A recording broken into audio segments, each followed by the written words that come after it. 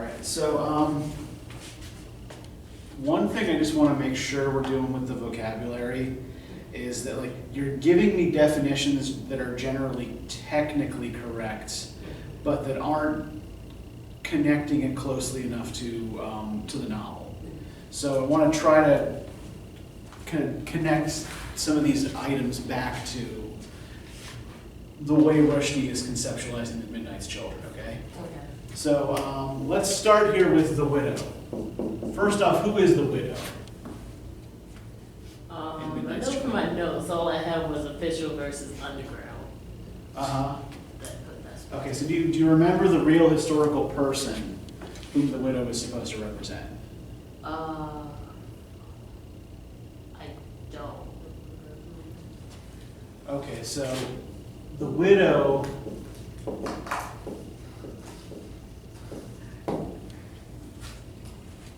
is Rushdie's imaginary version of Prime Minister Indira Gandhi.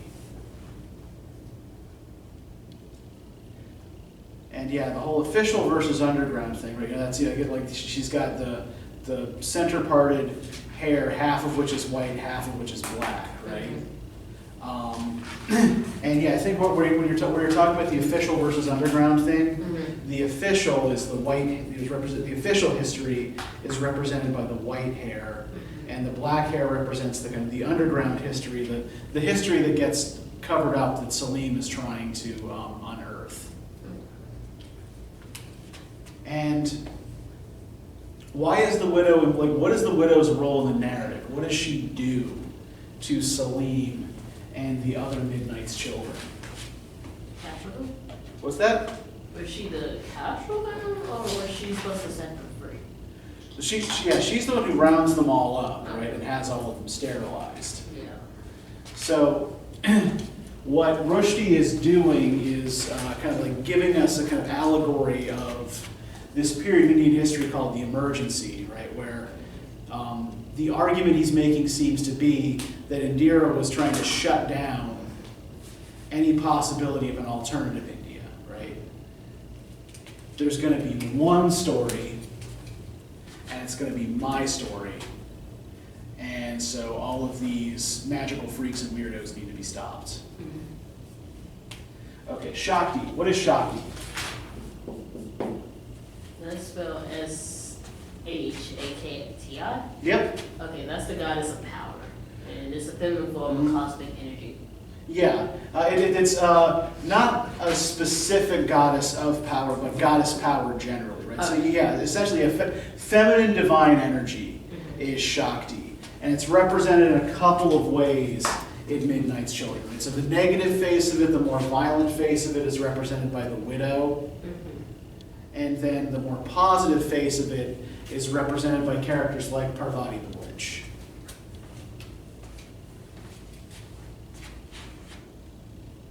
And then you also have, these supremely energetic women like the Narlikar women who take over the old Methwold's estate. You have, Mary Carrera, who basically mothers Salim, right?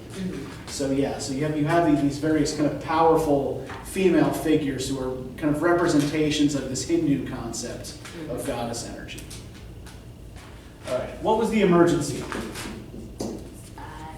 For my notes, and I remember, 1975, that's the time frame, Yep. through 1977, and Salim's reaction wasn't good to, like, the emergency itself, and when Indians' constitutional was suspended. Yeah.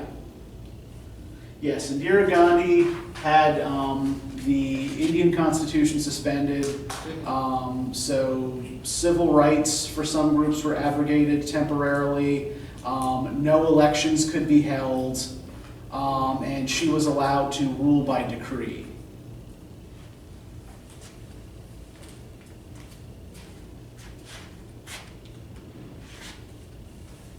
All right, now tell me who Morarji Desai was.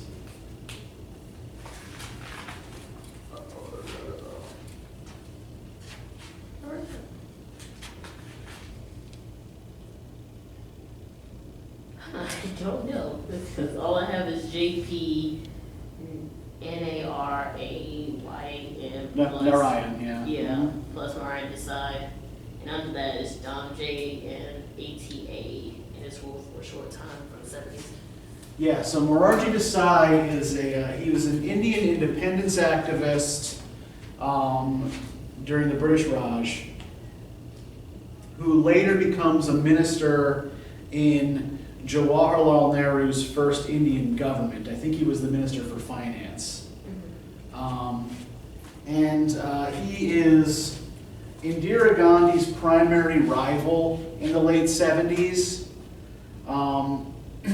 And he is the one who in the novel is constantly referred to as a urine-drinking dotard. So, you know, what Salim is suggesting about Indian politics in the 60s and 70s is that it's a battle between the widow, who wants power for herself and her children, and these old men from the first independence generation who are stuck in these old ways and unable to think of a path forward. And the Janata Party is the party that Desai led in the 70s. The Janata Party ruled for a very, very short time after 1977, I think from like 77 to 79, because it was essentially an amalgamation of all the opposition parties to Indira Gandhi's Congress Party. And most of those parties didn't agree with each other on anything except that they didn't agree with Indira Gandhi. So it's hard to hold a coalition like that together. But the Janata Party is kind of similar in a lot of ways to the way the Midnight's Children's Conference is represented. There's this kind of this cacophony of different voices. All right, Sanjay Gandhi. Don't have that. All right, so Sanjay Gandhi is Indira Gandhi's younger son. And he was the leader of the Congress Party's youth movements, and ran a pro-contraception campaign, and is suspected of also having essentially rounded up poor people in slums of Indian cities for forced sterilization. And Sanjay appears in the novel, not so much in personal form, but like in the form of his youth movement. There are all these young men with curly black hair, sunglasses, and labia-like lips, right? So these kind of mini Sanjays start popping up in all of the ghettos and harassing the poor.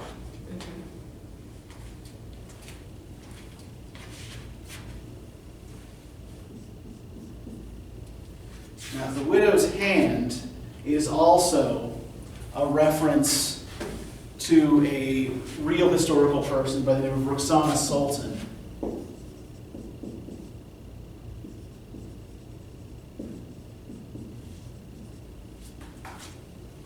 Who was a close associate of Sanjay Gandhi and his wife.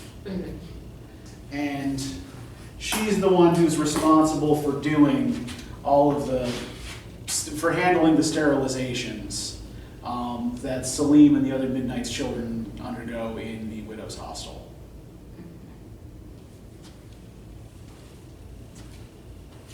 All right. India is Indira, and Indira is India. So the reason I want you to remember this slogan is because it relates to Indira's efforts in the novel to shut down other possible basically other possible Indias, right?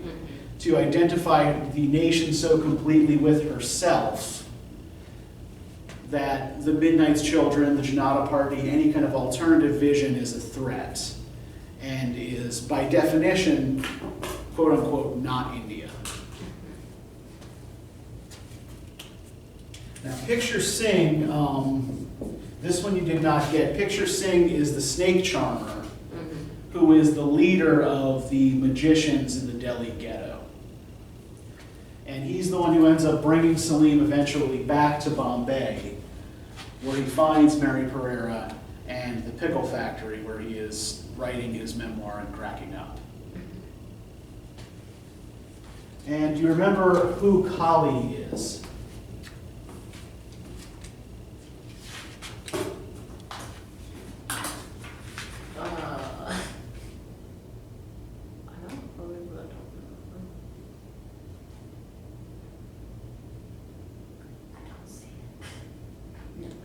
Do you remember when I was showing you all of those images of like examples of Shakti, like these various Indian goddesses who are counterparts usually of a male god? Mm-hmm. Do you remember the one with the dark skin and the bloody sword? Yes. Okay, that was Kali, right? And so Kali is a goddess specifically of time, destruction, and change.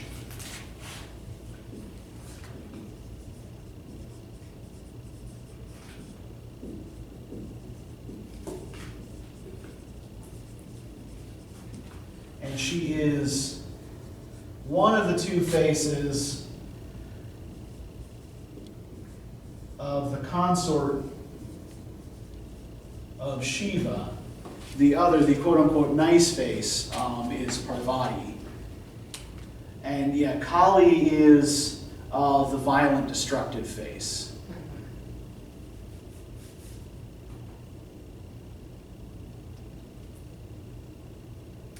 And is kind of like represented in the narrative by the kind of the discussions of the Black Angel.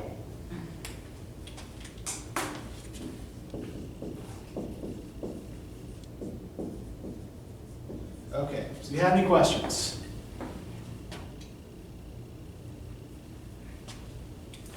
All right.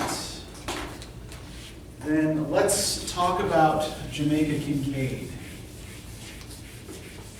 All right, so now that you've made it all the way through this, what do you think of it?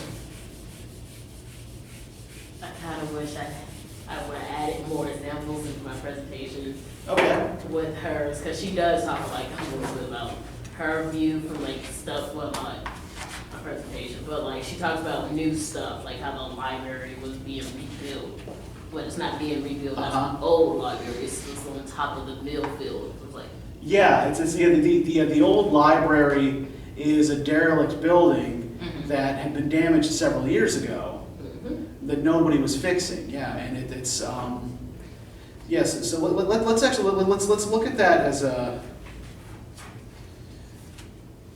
Let's look at that as an example here. One thing to note here, when she's, that this is published in 1988, right?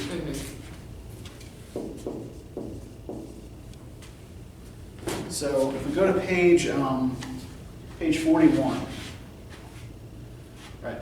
And you can imagine how I felt when one day in Antigua, standing on Market Street, looking up one way and down the other, I asked myself, is the Antigua I see before me, self-ruled, a worse place than what it was when it was dominated by the bad-minded English and all the bad-minded things they brought with them?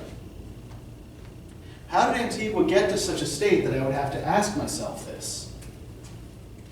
For the answer on every Antiguan's lips to the question, what is going on here now, is the government is corrupt. Them are thief, them are big thief. Imagine then the bitterness and the shame in me as I tell you this. I was standing on Market Street in front of the library. The library. But why is the library on Market Street? I had asked myself, why is the old building that was damaged in the famous earthquake years ago, the building that has the legend on it, this building was damaged in the earthquake of 1974, repairs are pending, not repaired, and the library put back in the place where it used to be? Or why, years after the earthquake damaged the old library building, has a new library not been built? Why is the library above a dry goods store in an old rundown cement brick building? Oh, you might be saying to yourself, why is she so undone as what has become of the library? Why does she think this is a good example of corruption, of things gone bad? So let's kind of pause here a second, and let's just kind of, for one thing, think about time here, right? So when was the library damaged?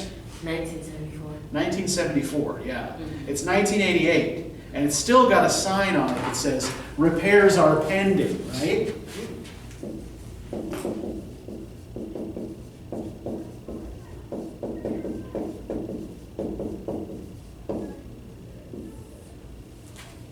And let's think about just what that means for a second, right? Repairs are pending.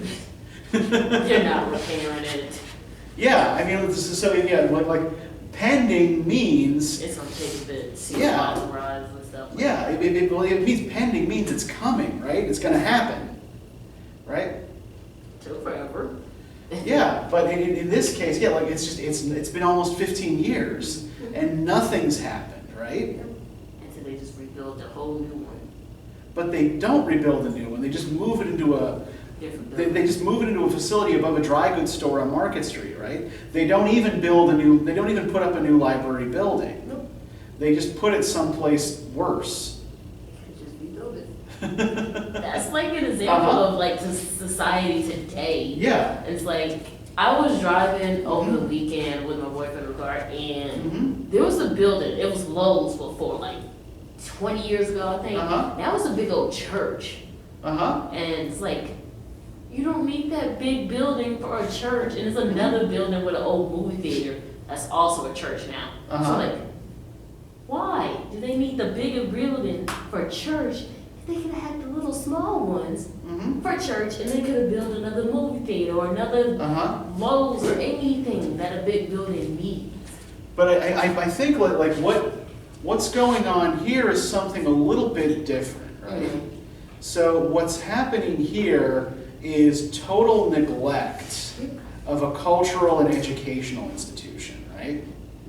That no one is willing to do what's necessary to either resurrect this library or build a new one, right? On the one hand, like you have these people from the Mill Reef Club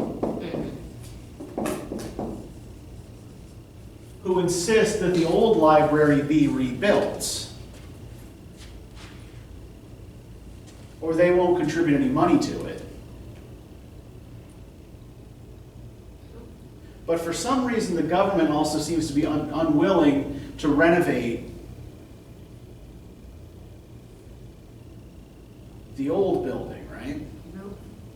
So, at this stage in the history of Antigua, it's only been a fully independent country for 7 years. Right, so it's Antigua declares its complete independence from Britain in 1981. Right, this is like within my lifetime. I was 3 years old when they declared independence from Britain. You said 1981? 1981, yeah. So to give you some sense of just like kind of like of where this place is, and a little bit of an idea of its history, right? So Antigua is part of an island chain in the Caribbean called the Leeward Islands. And the Leeward Islands are kind of like, if you look at like the north coast of South America, right, along kind of like along Venezuela. So let's say Venezuela's here. The Leeward Islands kind of run just north of Venezuela.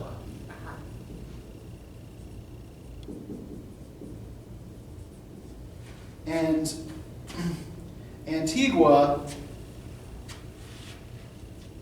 means in Spanish ancient. It was named by Christopher Columbus in 1493 when he landed there.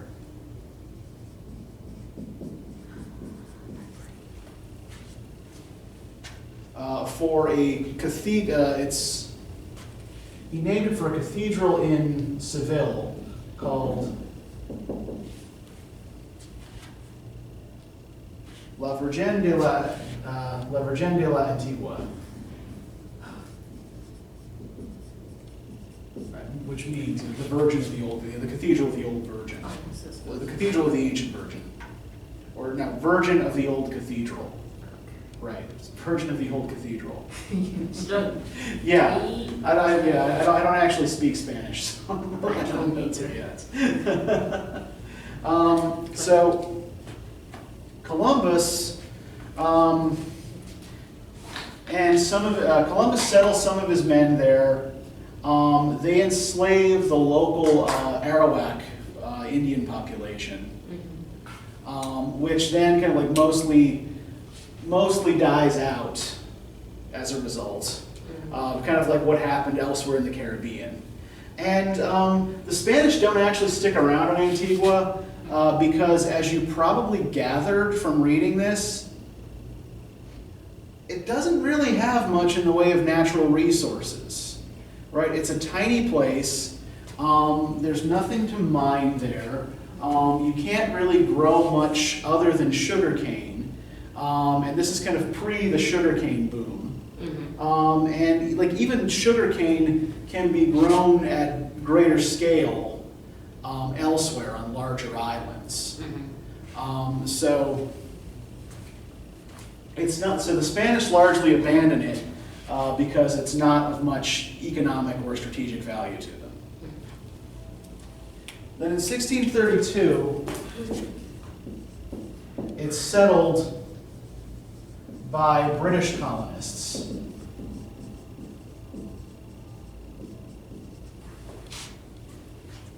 In particular, a family called the Codringtons take over most of Antigua and the neighboring island of Barbuda. And the Codringtons, led by their family patriarch Christopher,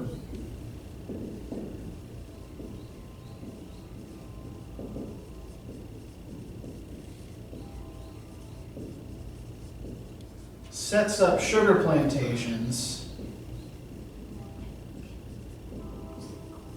and begins importing slaves from Africa starting around 1674.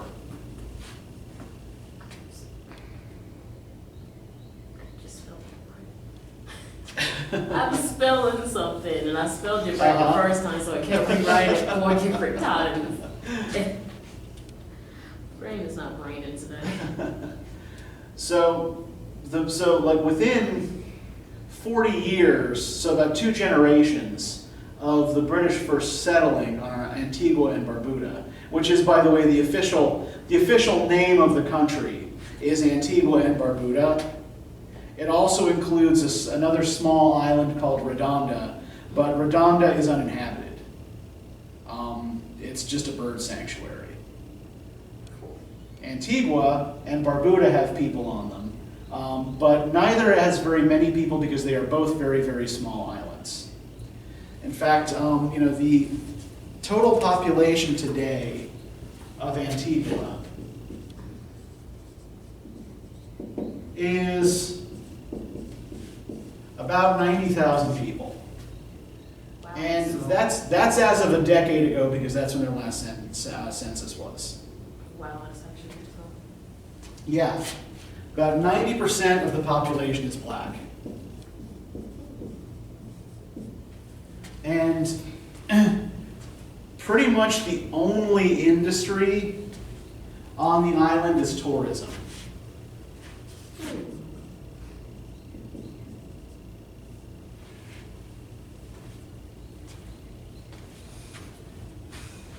Its capital was called St. John's. St. John's is also the only city of any size. And the whole area of the island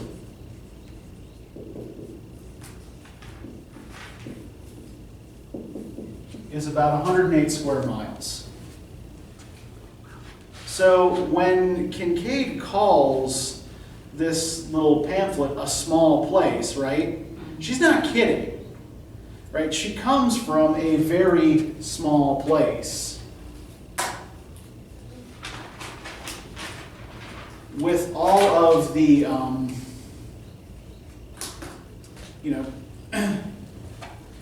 all of the interesting cultural features that come with living in a very, very tiny place. Like, for example, is any of the corruption she describes in the government actually secret? Yeah, everybody knows what's going on, right? Everybody knows who's paying off this person, who owns this shady car dealership, who's smuggling drugs, right? It's all public knowledge. Which concerns me a little bit about the whole government. One government just kept passing out like, I don't think that's normal to be passing out and throwing up. Well, and then he died the next day. Like, yeah. what happened? Well, yeah, and that's the hospital, like the coroner gives the official cause of death as a heart attack, right? And she's like, and she says like, no, you don't just get better from a heart attack and then it happens again. You don't foam at the mouth and you have a heart attack, right? He was poisoned. She said his heart was bad and everything. It was like, it took him dying just for him to realize. I'm like, yeah. It's just that's apparently separate poisoning attempts, and the last one is successful. But then most of the people of the government just kept dying because of something. Because all of them got tested, and then they went to the hospital.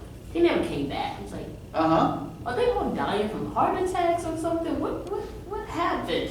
Yeah, well, and I think like a lot of the issue with the hospital is kind of like the same thing that's happening with the library, right? Mm-hmm. Where are, when you pay taxes, right? What's that money supposed to go towards? I haven't paid taxes. So I don't know. I haven't paid taxes at all yet. Okay. Well, why does the government tax people? Like, why does the government take taxes out of people's paychecks? Just to give back money to the government or something like that, or to give back to something else.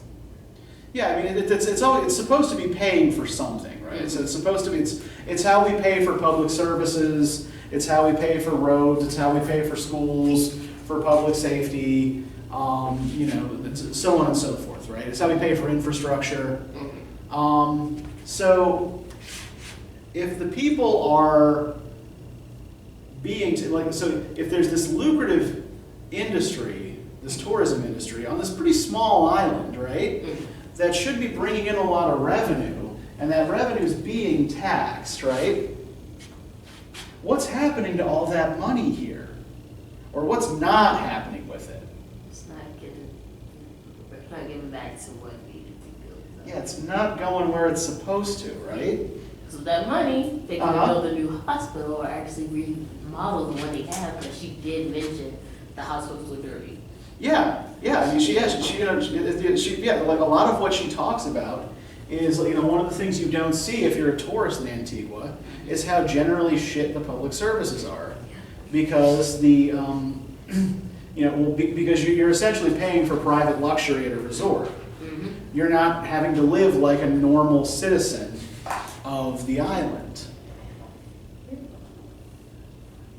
And at the time, by the way, that she, I did mention this, right? You're right, Antiguan independence is declared in 1981, although it was a self-governing commonwealth.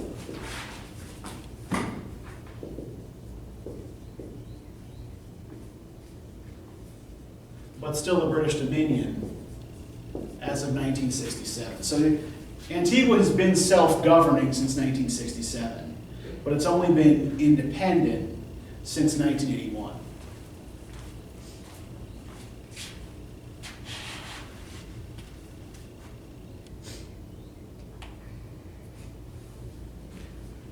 Yeah, so let's continue. look at something else real quick. I want to go to this last section and just sit with some of this for a second. So I'll start on page 77 here, where she's talking about the beauty of Antigua, right? Antigua is beautiful. Antigua is too beautiful. Sometimes the beauty of it seems unreal.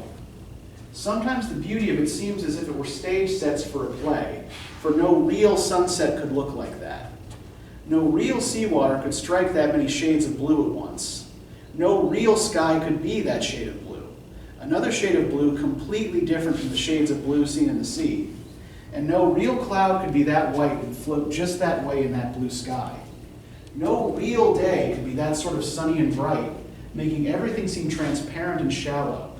And no real night could be that sort of black, making everything seem thick and deep and bottomless.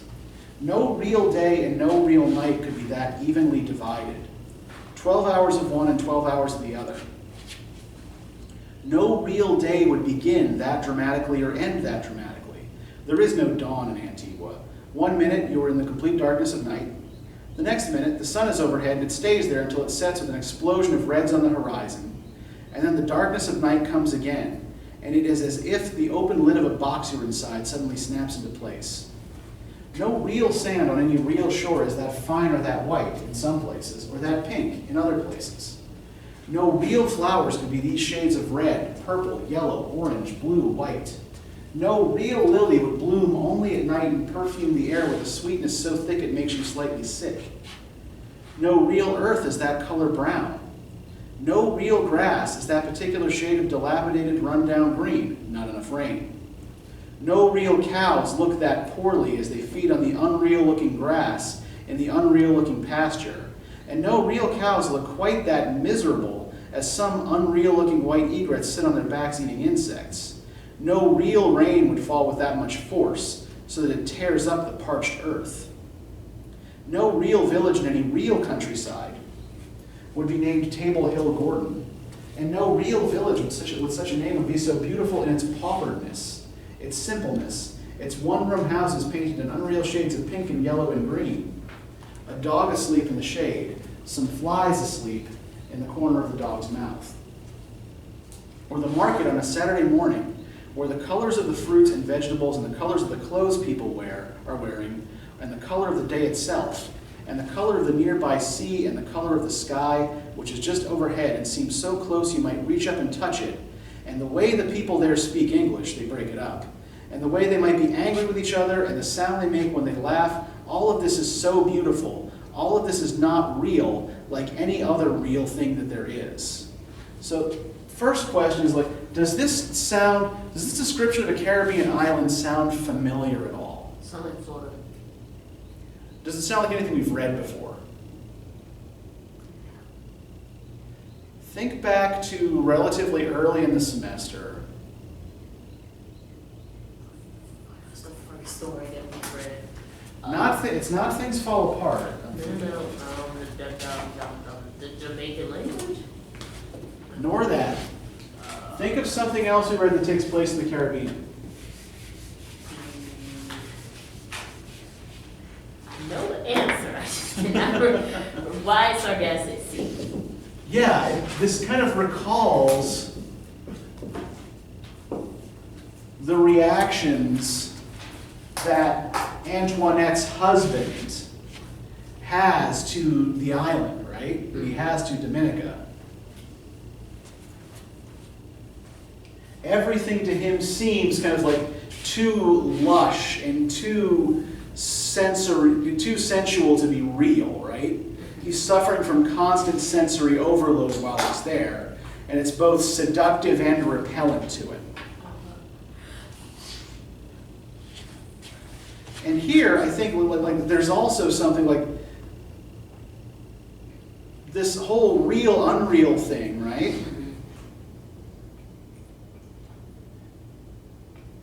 There are some sour notes in this symphony. Mm-hmm. It's not just that everything is, unreally beautiful, right? There are reminders here that the poverty and suffering here can be unreal as well, right? You know, the dilapidated, rundown green of the grass, the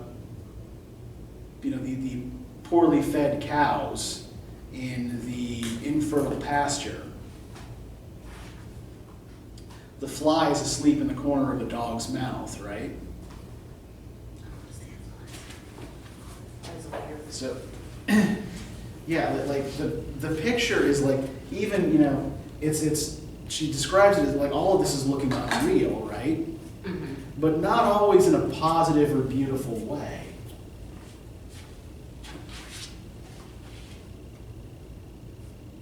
It is as if then the beauty of the sea, the land, the air, the trees, the market, the people, the sounds they make, were a prison. And as if everything and everybody inside it were locked in, and everything and everybody that is not inside it were locked out. So let's think about this idea of the beauty as a prison. What do you think she means by this? In what way is the unreal beauty of this island like a prison?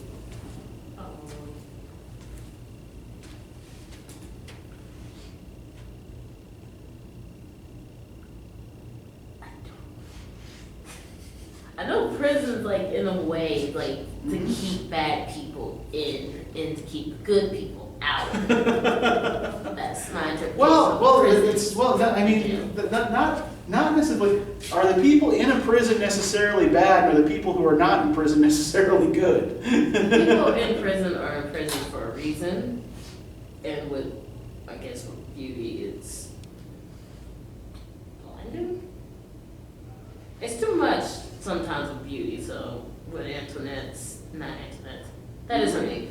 Her husband, that's sensory overload.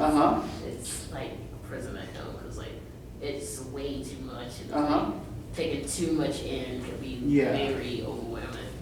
Well, I think that like maybe we can try to connect this like not only to the perceptions that Antoinette's husband has of Dominica and Wide Sargasso Sea, but also to some kind of like, you know, but we are getting there, like the perspective of the outsider, right, coming to one of these islands. But we can also connect it, I think, to the perspective of the tourist in this book, and to the fact that tourism is essentially the country's only money-making industry. In what way, then, like, so how's the beauty connected to tourism? Tourism is they're attracted to anything with beauty or new to them. That's why a lot of people go visit Florida or the Caribbean or the Bahamas. Sure. I was about to say Bahamas, I think I was about to say, is that the same thing? The Bahamas are in the Caribbean. Okay. Yeah. And Jamaica, just anywhere, just around the world, those are like beauty. And yet and stuff like that. And yet when you go to a lot of these places, right, that beauty exists alongside grinding poverty that's been persistent and generational, right? So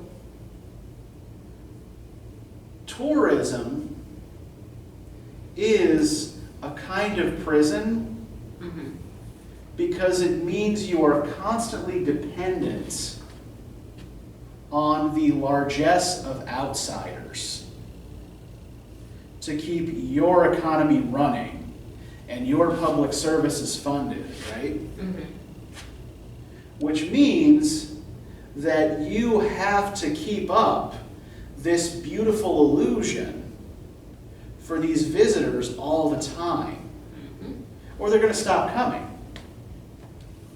Because, you know, most of you mentioned, you know, dark tourism, which is problematic in its own way last week. But like, that's why a lot of people go to Disney World, especially when there's new rides. Like, it's way too many people that go to Disney World. Yeah, but I mean, like people go on vacation, usually to have a pleasant escape from their normal everyday lives, right? But then they still go right back to everyday life. You cannot escape your everyday life as much as you want to. It's hard to. But this is like the thing she kind of comes to at the end of this, right? She's talking about, the history of the place in this final paragraph on page 80, right? Again, Antigua is a small place, a small island. It is 9 miles by 12 miles long. It was discovered by Christopher Columbus in 1493. Not too long after, it was settled by human rubbish from Europe, who used enslaved but noble and exalted human beings from Africa. All masters of every stripe are rubbish, and all slaves of every stripe are noble and exalted. There can be no question about this. To satisfy their desire for wealth and power, to feel better about their own miserable existence, so that they could be less lonely and empty. A European disease. Now we can take this back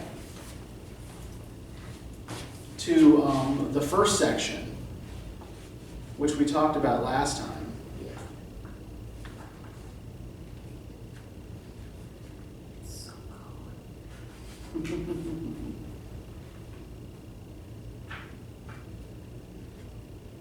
And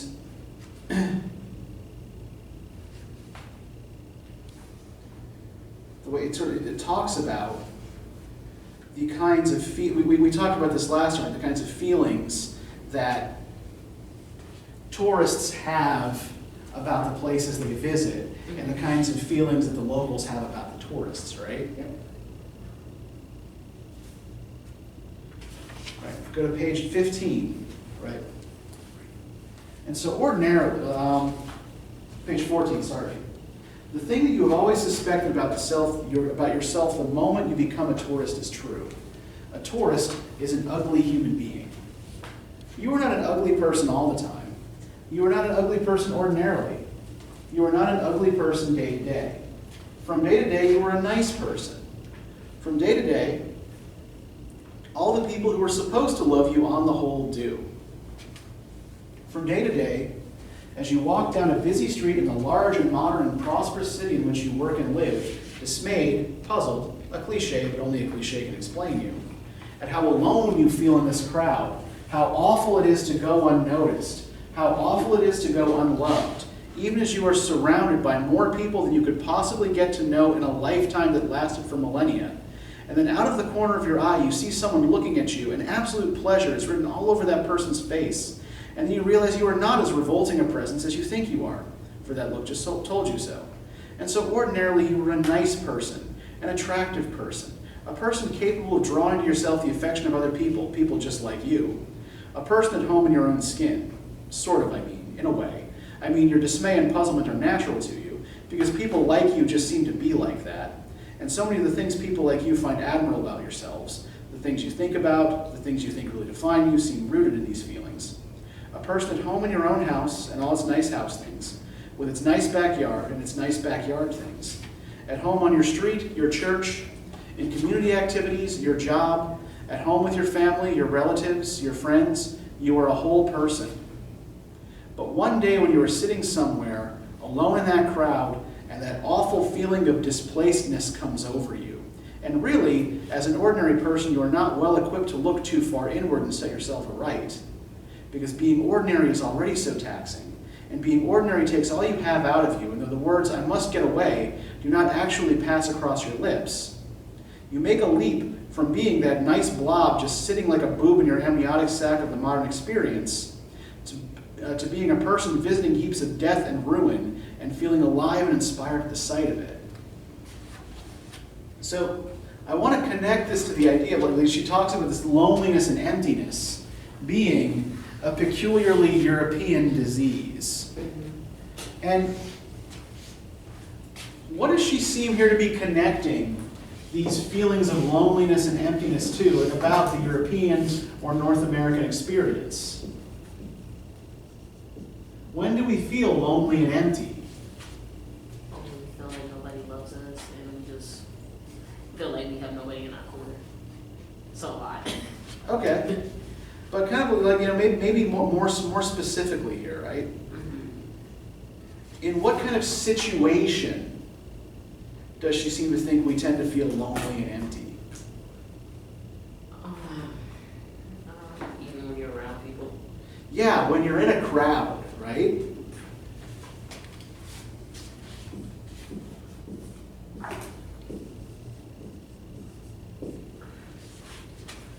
And I think that, what she's doing here is drawing an implicit comparison between a big place in which you are just one little person and a large sea of other little persons, all kind of like going about in our little, as she puts it, amniotic sacs, not interacting all that much with each other.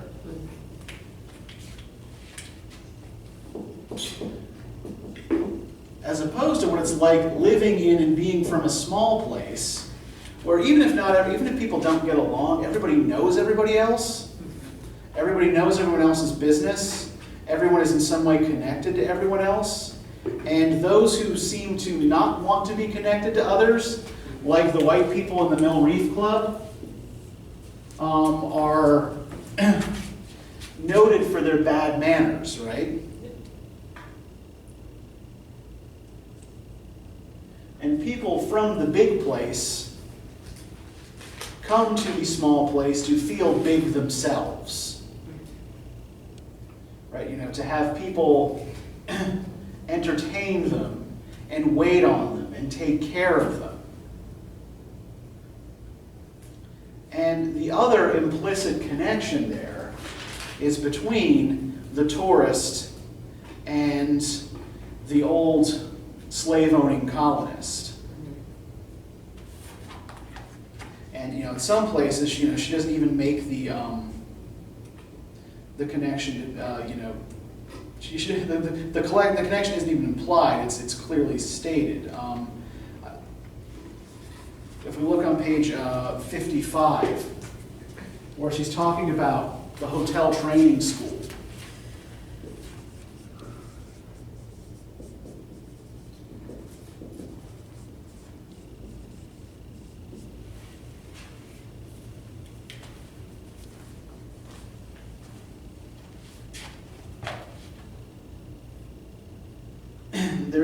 Perhaps there's something in that. For an institution that is often celebrated in Antigua is the hotel training school. A school that teaches Antiguans how to be good servants, how to be a good nobody, which is what a servant is. In Antigua, people cannot see a relationship between their obsession with slavery and emancipation and their celebration of the hotel training school. Graduation ceremonies are broadcast on radio and television. People cannot see a relationship between their obsession with slavery and emancipation and the fact that they are governed by corrupt men, or that these corrupt men have given their country away to corrupt foreigners. The men who rule Antigua came to power in open, free elections. In accounts of the capture and enslavement of black people, almost no slave ever mentions who captured and delivered him or her to the European master. So, this last sentence is pointing up the complicity of African elites in the slave trade, right? The people who were selling slaves to European traders were typically African aristocrats. But the bigger issue here, I think, is the way she thinks the hotel training school kind of perpetuates culture of slavery, right? So if we want to get to the idea of tourism as being like a prison, right? Essentially, what are people like? If people are going to a hotel training school, what sorts of things are they learning to do? How to be a servant, which is prison. So. Yeah, she says how to be a servant, right? So they're like basically how to take care of guests at a hotel, right? So how to serve drinks politely, how to wait tables, how to, you know, how to run a concierge station, things like that, right? You know, how to do all kinds of, you know, hotel, like, basically it's about learning how to make tourists happy.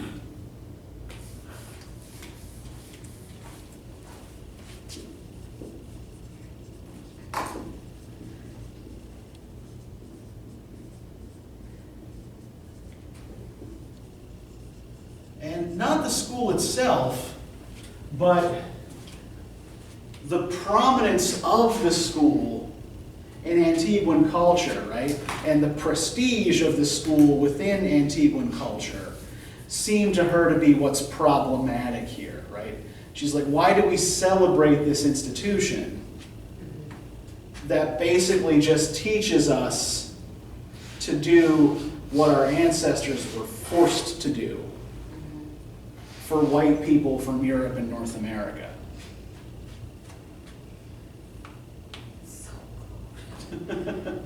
It is really cold in this room, yes. It's 65. It was 66. I wish they will let everybody start controlling that thing soon. I know, yeah, they don't actually seem to be like genuinely hooked up yet. No, because I tried it in the psychology building. It's like, okay, Yeah. why is this so damn cold in here? Yeah, and something's screwy with the one in my office too, because it's just like it's always ridiculously hot in there. But all right, so School. hotel training school, tourism, slavery, prison. Yes. Yes. And So prisoners, though. so yeah, and so the other aspect of this, right, is temporal. You know, it has to do with these kinds of like different kind of ideas of time, right? Mm-hmm. So if you like people like the Mill Reef Club folk, white people who want to live in Antigua but don't seem to actually much like Antiguans, as Kincaid puts it, right? These are people who are interested primarily in preservation of the past, specifically a past in which they and people like them were on top. So, you know, she asks a woman from the Mill Reef Club to help contribute funds to rehabilitate the library. Yeah, but they said no. Yeah. Assholes. Yeah, they're jerks, yeah. On page 47, right? It's like, and so what sort of place has Antigua become that the people from the Mill Reef Club are allowed a say in anything? That they are allowed to live here the way they continue to live here there is bad enough. I then went to see a woman whose family had helped to establish the Mill Reef Club. She had been mentioned to me as someone who was very active in getting the old library restored. I knew of this woman, for she is notorious for liking Antiguans only if they are servants. After I mentioned the library to her, the first thing she told me was that she always encouraged her girls and her girls' children to use the library, and by her girls she meant grown-up Antiguan women, not unlike me, who work in her gift shop as seamstresses and saleswomen. She said to me then what everybody in Antigua says sooner or later. The government is for sale. Anybody from anywhere can come to Antigua and for a sum of money can get what he wants. And I had to ask myself, what exactly should I feel toward the people who robbed me of the right to make a reply to this woman, right? So this woman and other members of the Mill Reef Club in regards to the library, right? They will only help if the library is to be reverted back to its past state, right? So they want historical preservation, and the preservation of the past, right, is again a preservation of an old historical order that favored them. You know, the fact that this woman still calls grown adult women girls because they work for her. I think